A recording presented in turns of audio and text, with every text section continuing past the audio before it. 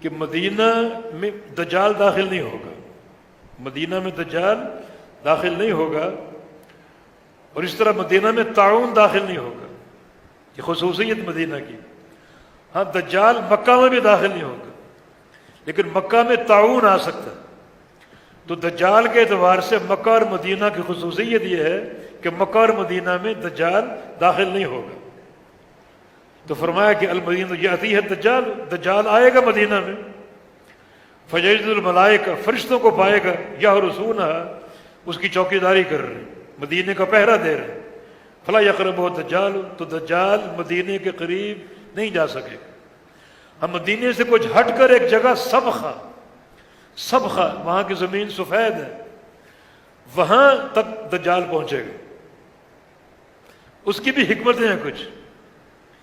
ایک حکمت اللہ تعالیٰ کی طرف سے احقاق حق ہے، وہ مدینے میں ایک شخص اس کا شدت سے انکار کرے گا، اس کو دعوت دے گا مناظرے کی، اور وہ پہنچیں گے، مناظرہ ہوگا، اور دجال مغلوب اور ذلیل و خوار ہو جائے گا، جواب نہیں دے سکے، لاجواب ہو جائے گا۔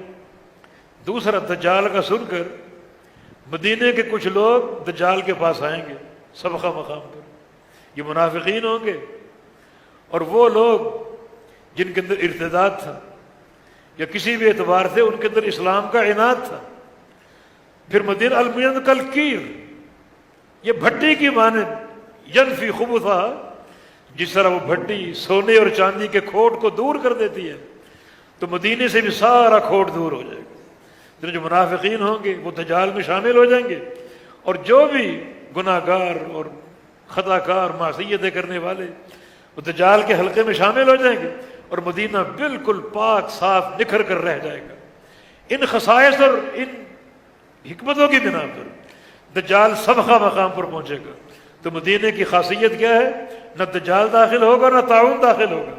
اور امام بخاری کا استدلال وَلَلطَّاعُونُ انشاءاللہ، کہ انشاءاللہ مدینے میں دجال اور طاعون داخل نہیں ہوں گے۔